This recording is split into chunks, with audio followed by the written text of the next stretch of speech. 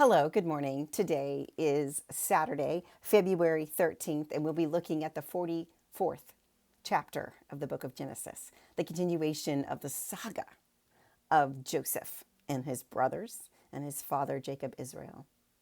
So in this chapter, Jacob's worst fears come to life.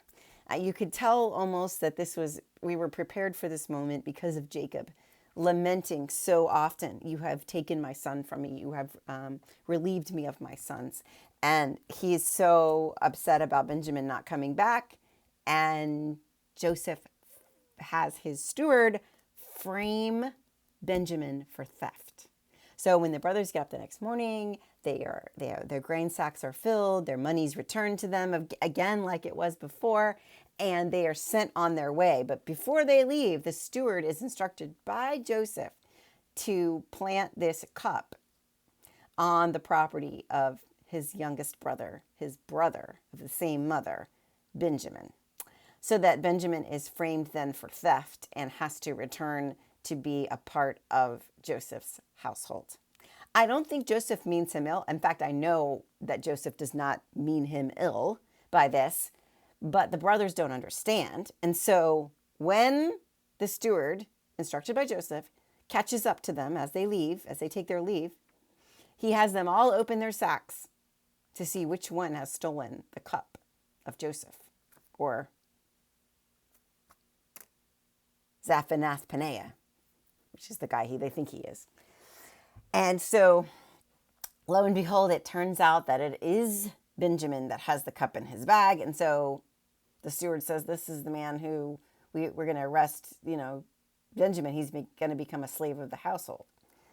And all the brothers, none of them are okay with that. They all go back to Joseph's house and say, "My lord, you can't do this. We will offer ourselves, all of us, as slaves to you."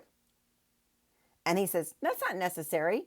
I'll just take the one that stole my cup."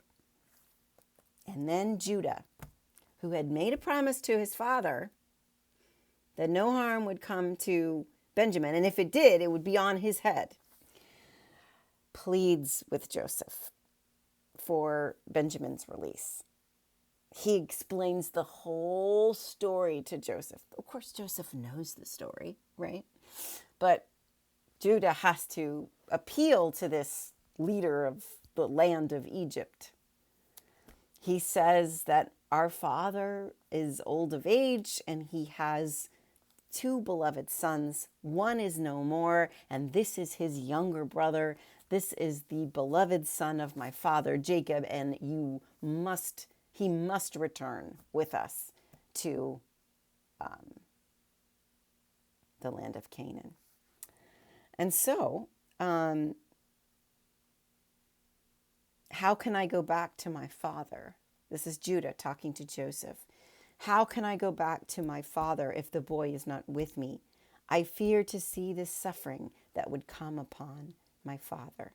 In a sense, do you want to cause my father to have a stroke and die because I return without Benjamin?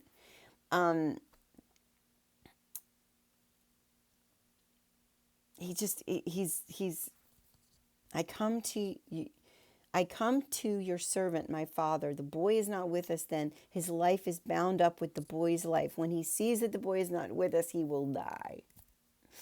So, this will cause my father's demise. I have to return Benjamin to him. So Judah is pleading with Jacob on behalf of Joseph. Judah, the brother, is pleading with Joseph, Zaphanath-Paneah, to please don't let him return without Benjamin. Take any other brother. Take all the brothers. But let me bring Benjamin home to my father so he doesn't die of heartbreak. And this plead is all the story wrapped up into it. It's all the emotions. And basically Judah is pleading to Joseph on behalf of Jacob Israel, because Jacob Israel is the one who would suffer the most. Because we, the reader, know that Benjamin being framed intentionally by Joseph, who loves him so, is just trying to keep Benjamin with him because he loves Benjamin. He's the same as Jacob. He wants to have Benjamin there. So he wants to be around his brother, and so he framed him so he could stay behind. We know that it's not a bad thing for Benjamin. It's just a very bad thing for Jacob because he believes Joseph to be dead, and he believes and he needs Benjamin to be returned to him. So they're really worried about their father. And then the chapter ends here, but the story doesn't. The story comes to a head in the next chapter.